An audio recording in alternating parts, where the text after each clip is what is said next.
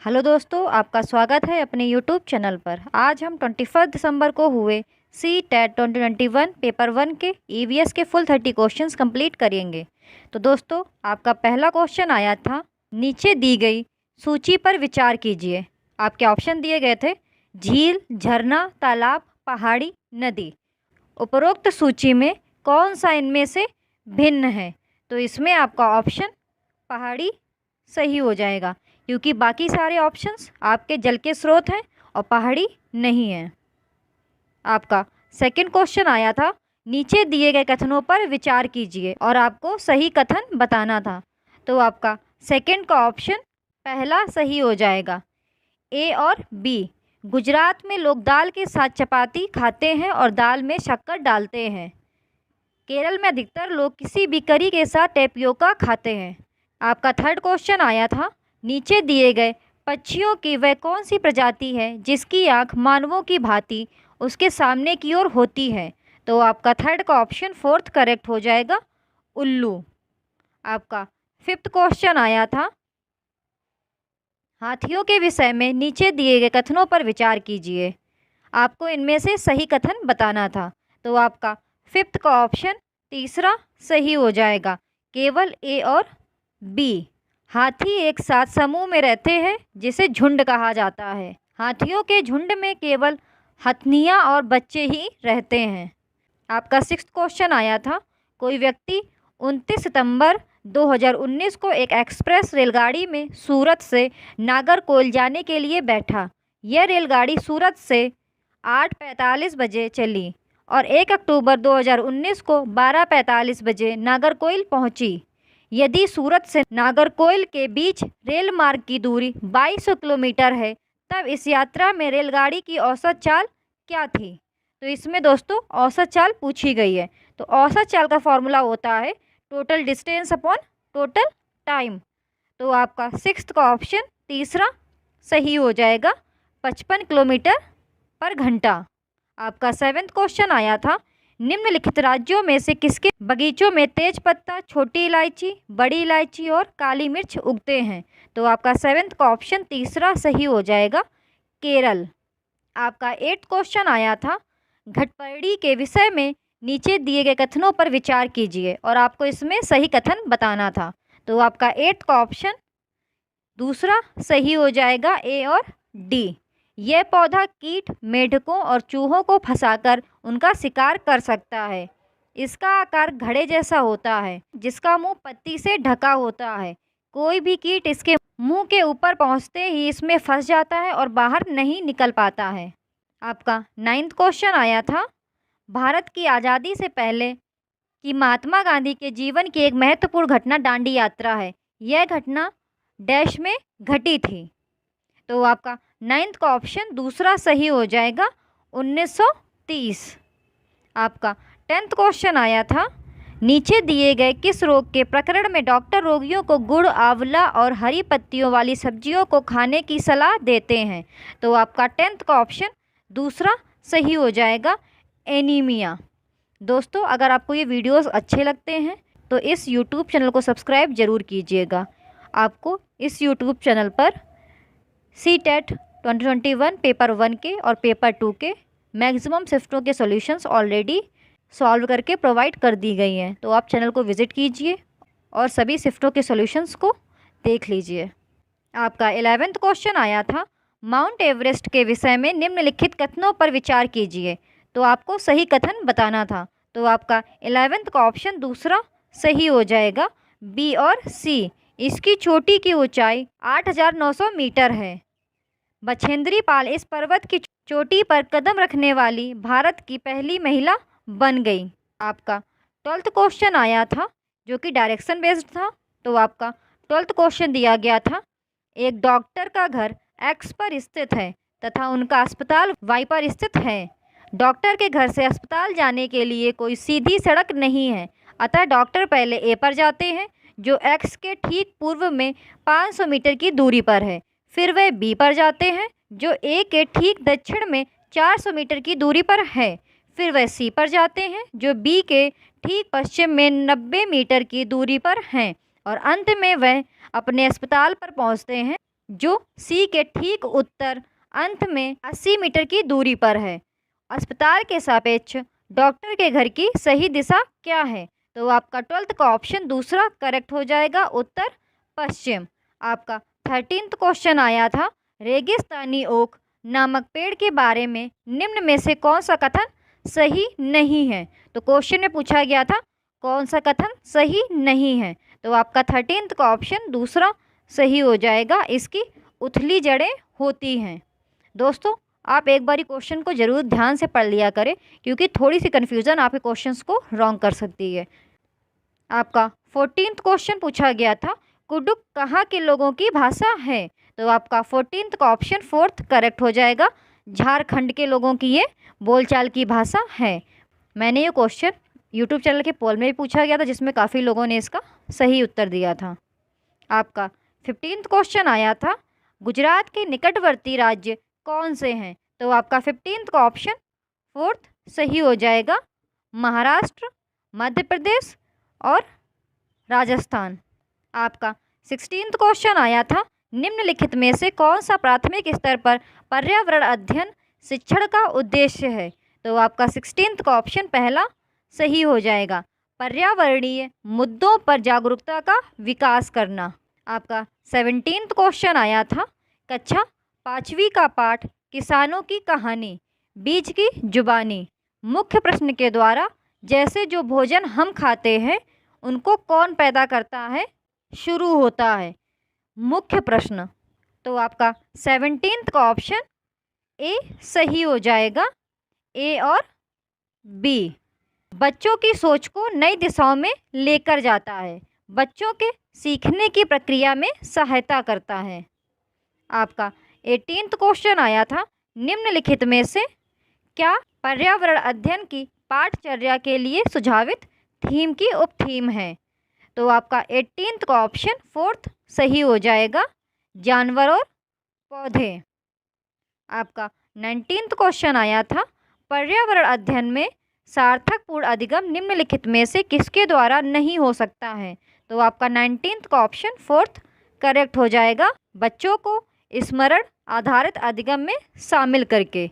तो दोस्तों, क्वेश्चन में पूछा गया था, पर्यावरण अध्ययन में सार्थकपूर्ण अधिगम निम्नलिखित में से किसके द्वारा नहीं हो सकता है, इसलिए आपका ऑप्शन 4th करेक्ट हो जाएगा, बच्चों को स्मरण आधारित अधिगम में शामिल करके।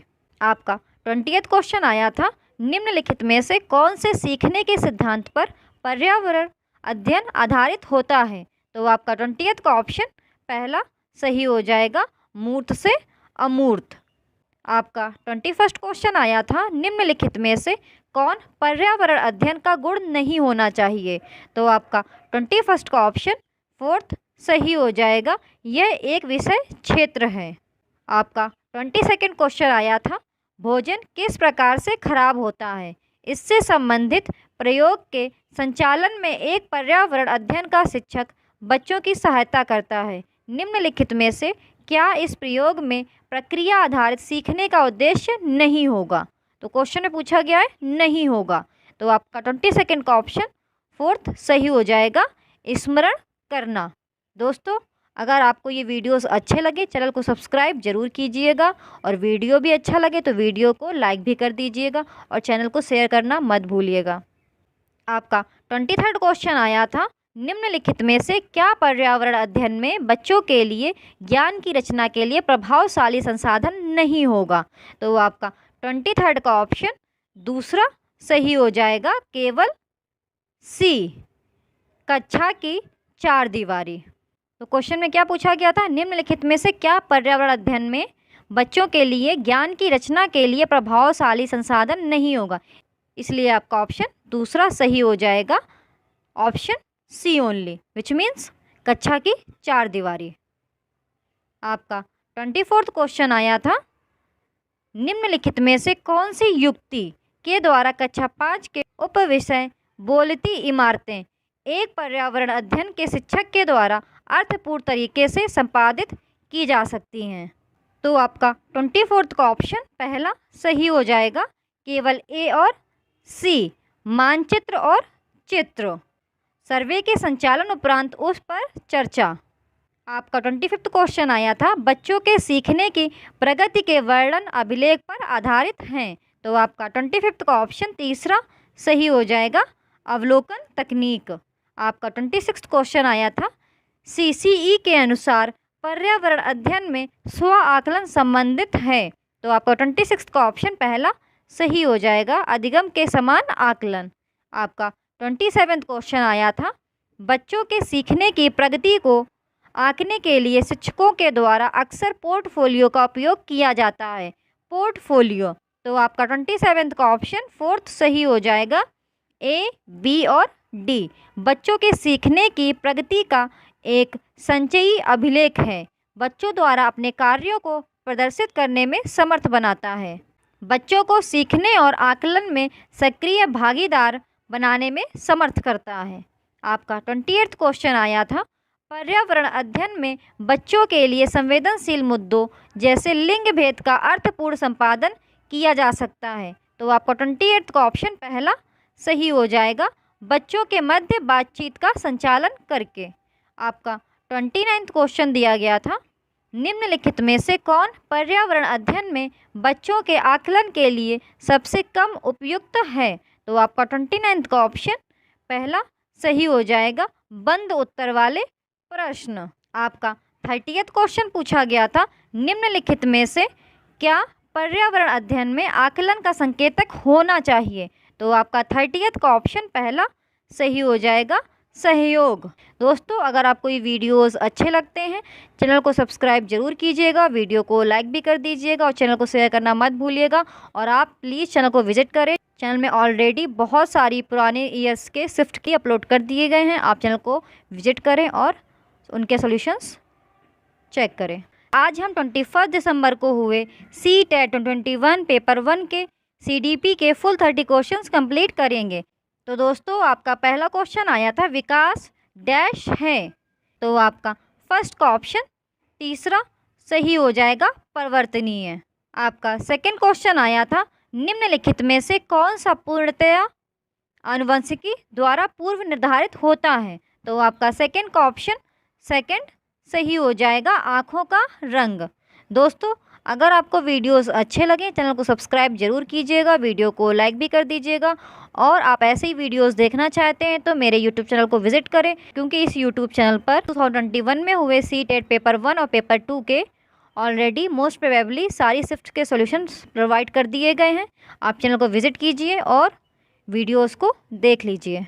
आपका थर्ड क्वेश्चन आया था, अधिगम की वह प्रक्रिया क्या कहलाती है जिसमें बच्चे स्कूल जैसी सामाजिक संस्थाओं में प्रवेश करके सीखते हैं। तो आपका थर्ड का ऑप्शन फोर्थ सही हो जाएगा, द्वितीयक समाजीकरण। आपका फोर्थ क्वेश्चन आया था, कोलबर्ग के भौतिक विकास सिद्धांत में दूसरे स्तर पारंपरिक नैतिकता की तीसरी अवस्था को क्या कहा जाता है।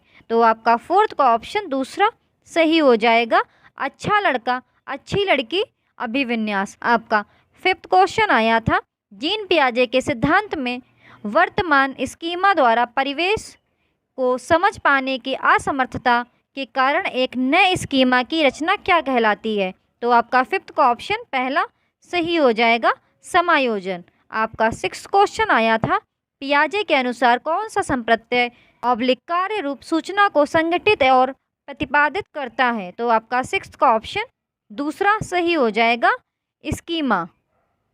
आपका सेवेंथ क्वेश्चन आया था, रश्मि अपनी कक्षा में विद्यार्थियों के सीखने की क्षमता को ध्यान में रखकर विभिन्न प्रकार के कार्यकलापों का उपयोग करती है और सहपाठियों द्वारा अधिगम को बढ़ावा देने के लिए समूह भी बनाती है। निम्नलिखित में से कौन सा इसका समर्थन करता है। तो आपका सेवेंथ का ऑप्शन दूसरा सही हो जाएगा, लेव विगोत्स्की का सामाजिक सांस्कृतिक सिद्धांत।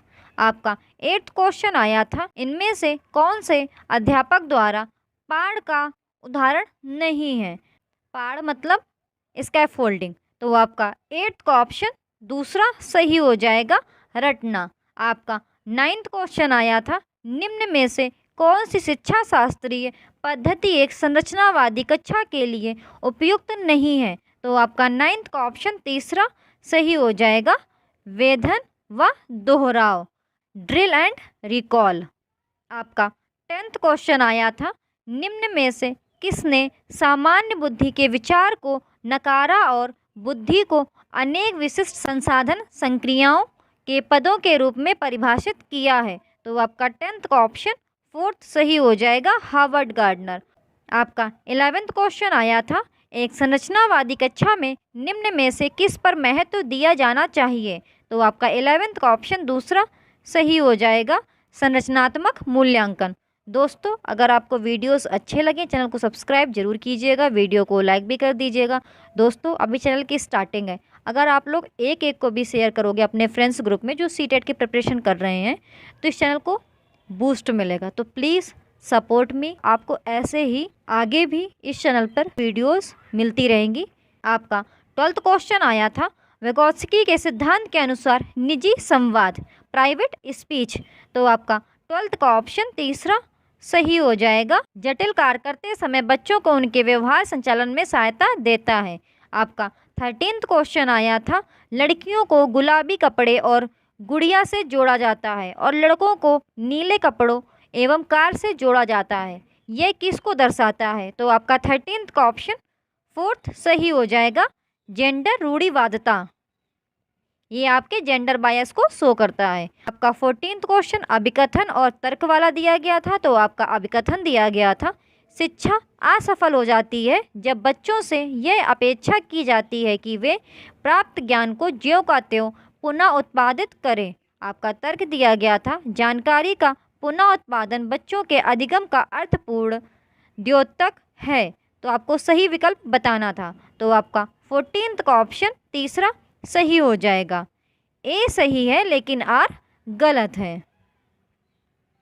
आपका 15th क्वेश्चन दिया गया था, एक संरचनावादी कक्षा में शिक्षक और छात्रों की क्या भूमिका होती है? तो आपका 15th का ऑप्शन तीसरा सही हो जाएगा, शिक्षक और छात्र दोनों ही सक्रिय होते हैं। क्वेश्चन में पूछा गया था क्या भूमिका होती है, इसलिए आपका ऑप्शन तीसरा सही हो जाएगा। दोस्तों, आप अदर ऑप्शंस भी पढ़ लिया करें, जिससे आपको समझ में आएगा कि अदर ऑप्शंस आपके क्यों गलत हैं और तीसरा ही आपका ऑप्शन क्यों सही है। आपका 16th क्वेश्चन आया था, एक कक्षा में अध्यापिका भिन्न जातियों के समूह वाले अधिगमकर्ताओं के लिए समावेशी वातावरण की रचना कैसे कर सकती है? तो आपका 16th का ऑप्शन पहला सही हो जाएगा, फर्स्ट, सेकंड और थर्ड। अपनी उन अवधारणाओं और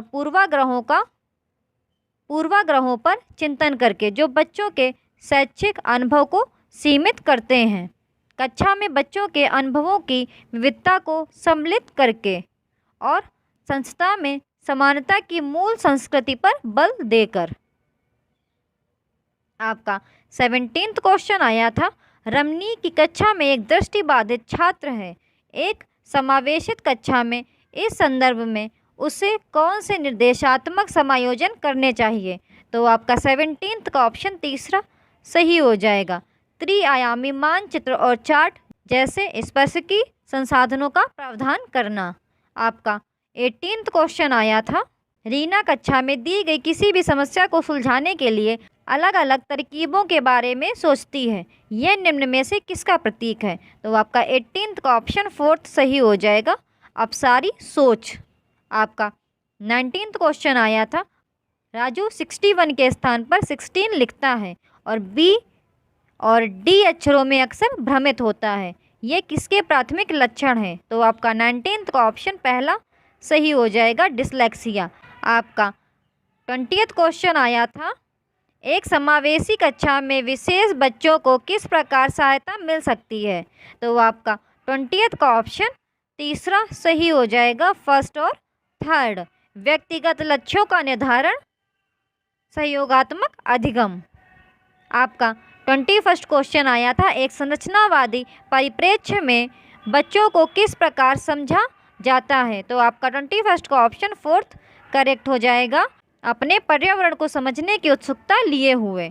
आपका 22nd क्वेश्चन आया था, बच्चों की असफलता के संदर्भ में निम्न में से कौन सा कथन सही है? क्वेश्चन में पूछा गया है कौन सा कथन सही है, तो आपका 22nd का ऑप्शन दूसरा सही हो जाएगा। आपका 23rd क्वेश्चन दिया गया था, एक शिक्षिका अपनी प्राथमिक कक्षा में अर्थपूर्ण अधिगम को कैसे बढ़ावा दे सकती है। तो आपका 23rd का ऑप्शन तीसरा सही हो जाएगा, विषय वस्तु का विद्यार्थियों के जीवन के साथ संबंध स्थापित करके। आपका 24th क्वेश्चन पूछा गया था, अनुपमा अपनी कक्षा में विज्ञान पढ़ाते हुए गणित के संपत्तियों के साथ संबंध बनाती है, इस प्रकार का शिक्षा शास्त्र। तो आपका 24th का ऑप्शन पहला सही हो जाएगा, अधिगम के स्थानांतरण और अंतः विषयात्मक अधिगम को बढ़ावा देगा। आपका 25th क्वेश्चन पूछा गया था, निम्नलिखित जानकारियाँ किस स्मृति में संगठित होती हैं। तो आपका 25th का ऑप्शन दूसरा सही हो जाएगा, दीर्घ अवधि स्मृति। आपकी जानकारियाँ दी गई थी, बाइक चलाने की प्रक्रिया, धुले कपड़ों को तय करने की प्रक्रिया, 7 वर्ष की उम्र में एक पेड़ पर चढ़ने का अनुभव। तो आपका ऑप्शन 25th का दूसरा सही हो जाएगा, दीर्घ अवधि स्मृति। आपका 26th क्वेश्चन पूछा गया था, निम्नलिखित कथनों में से कौन सा कथन बच्चों की त्रुटियों को समझने के लिए सही नहीं है। तो आपका 26th का ऑप्शन पहला सही हो जाएगा, यह कक्षा में छात्रों के ग्रेड और पदों को निर्धारित करने में मदद करता है। आपका 27th क्वेश्चन पूछा गया था, किस प्रकार की अभिप्रेरणा उन गतिविधियों से जुड़ी है जो अपने आप में आनंददायक व संतोषजनक हैं। तो आपका 27th का ऑप्शन पहला सही हो जाएगा, आंतरिक अभिप्रेरणा। आपका 28th क्वेश्चन पूछा गया था, शिक्षक की अपने विद्यार्थियों से अपेक्षाएं। तो आपका 28th का ऑप्शन पहला सही हो जाएगा, उनके अधिगम पर महत्वपूर्ण प्रभाव डालती हैं। दोस्तों आप अदर ऑप्शंस भी पढ़ लिया करें, क्यों ऑप्शंस अदर वाले गलत हैं। आपका 29th क्वेश्चन पूछा गया था, बाल केंद्रित कक्षा का सृजन कैसे किया जाता है। तो आपका 29th का ऑप्शन पहला सही हो जाएगा, शिक्षार्थियों को उनके निष्पादन के बारे में समय पर प्रतिपुष्टि देकर। आपका 30th क्वेश्चन पूछा गया था, राष्ट्रीय शिक्षा नीति 2020 क्या प्रस्तावित करती है। तो आपका 30th का ऑप्शन तीसरा सही हो जाएगा, फर्स्ट, सेकंड और फोर्थ। विद्यालय की पाठचर्या की विषय वस्तु में कटौती, विद्यालय की पाठचर्या के लचीलेपन में वृद्धि, विवेचनात्मक चिंतन को महत्व देना। दोस्तों अगर आपको ये वीडियोस अच्छे लगते हैं चैनल को सब्सक्राइब जरूर कीजिएगा, वीडियो को लाइक भी कर दीजिएगा। Thank you for watching the videos. आपको इस यूट्यूब चैनल पर ऐसे ही वीडियोस मिलते रहेंगे, आप यूट्यूब चैनल को सब्सक्राइब जरूर कर लीजिए।